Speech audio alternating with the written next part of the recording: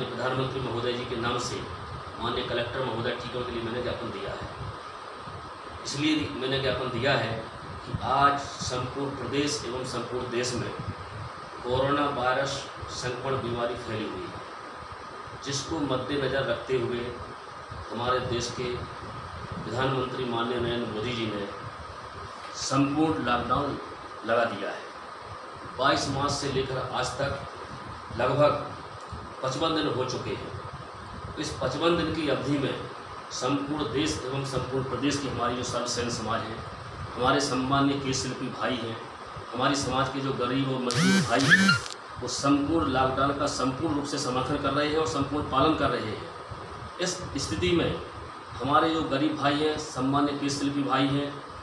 जो प्रतिदिन कमाने वाले थे और शाम को अपने परिवार का भरण पोषण करते थे, और हमारे कुछ भाई बंधु तो ऐसे हैं कि आज की स्थिति में भूख को मरने की स्थिति में है। ऐसी स्थिति में हमारे जो केश शिल्पी भाई हैं, जो नगर निगम, नगर पालिका, नगर पंचायत की दुकानें किराए पर लिए हुए हैं, कुछ हमारे केश शिल्पी भाई ऐसे हैं जो किराने की दुकानें भी, जो प्राइवेट दुकानें किराए पर लिए हुए हैं। आज सारे दुकानदार हमारे केश शिल्पी भाइयों से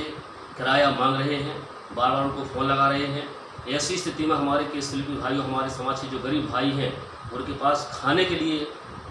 भी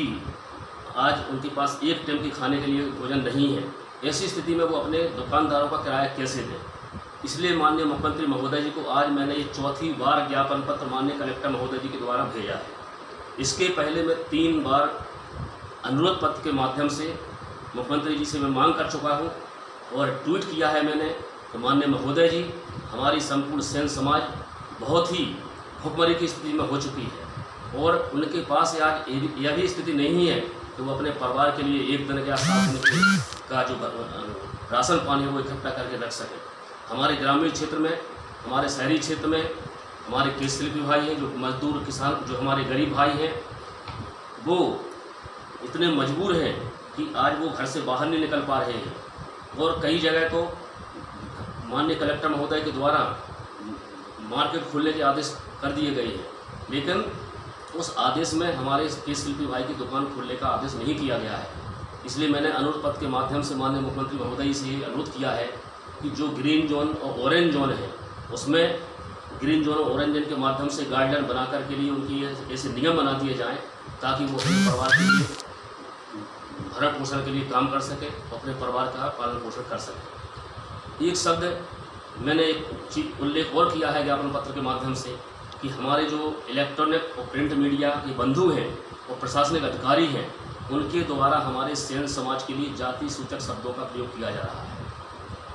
जबकि 1 अप्रैल 2013 को माननीय मुख्यमंत्री महोदय जी ने भोपाल में अपने ही निवास पर सैन्य महापंचायत बुलाई थी। उस सैन्य महापंचायत में माननीय मुख्यमंत्री महोदय जी ने अपने उद्बोधन में कहा था कि आज से हमारे जो हेयर कटिंग सैलून भाई हैं, उनके लिए केश शिल्पी का नाम दिया गया था, उनके लिए केश शिल्पी कहा जाएगा। 1 अप्रैल 2013 से लेकर आज तक किसी भी प्रशासनिक अधिकारी के द्वारा या अन्य लोगों के द्वारा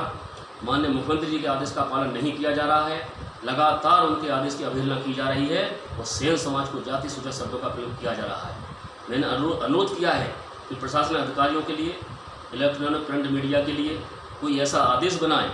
ताकि भविष्य में हमारे समाज के लोगों का अपमान न किया जाए, क्योंकि जब जाति सूचक शब्दों का प्रयोग किया जा रहा है तो उससे हमारी संपूर्ण सैन्य समाज की भावनाएं आहत हो रही हैं और संपूर्ण सैन्य समाज दुखी है। ऐसी स्थिति में यदि सरकार कोई कदम नहीं उठाती है, कोई आदेश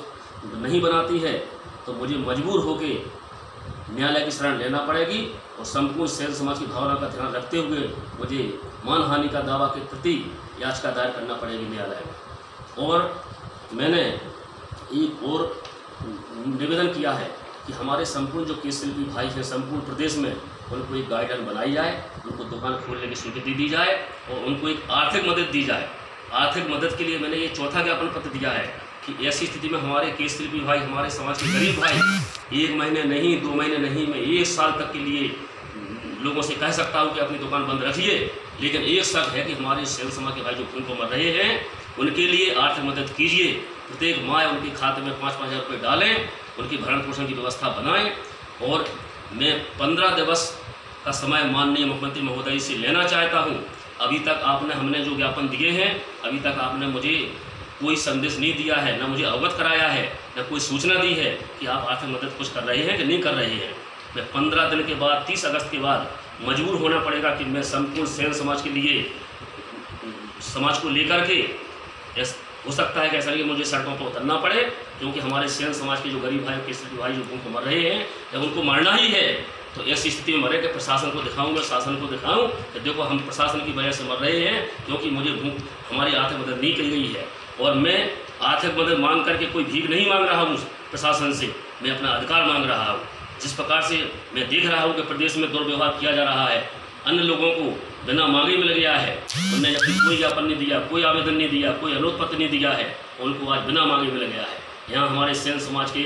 तहसील क्षेत्र से, जिला स्तर से, संभागीय स्तर से, विदेश स्तर से हमारी संपूर्ण सर्व सेन समाज आज एक माननीय महोदय से ज्ञापन पत्र के माध्यम से अनुरोध कर रही है। कई बार सैकड़ों जगह से हमारे लोगों संपूर्ण प्रदेश से ज्ञापन पत्र दे चुके हैं और लगातार दे रहे हैं, लेकिन माननीय महोदय से हमारा निवेदन है कि आज तक आपके द्वारा कोई आर्थिक मदद का कोई संदेश दिया गया है, न कोई आश्वासन दिया गया है। मैं बार बार निवेदन करता हूँ कि संपूर्ण सेन समाज आपके जीवन भर आभारी रहेगी, लेकिन उनकी आर्थिक मदद करने की कृपा करें। इन्हीं शब्दों के साथ जय हिंद, जय भारत।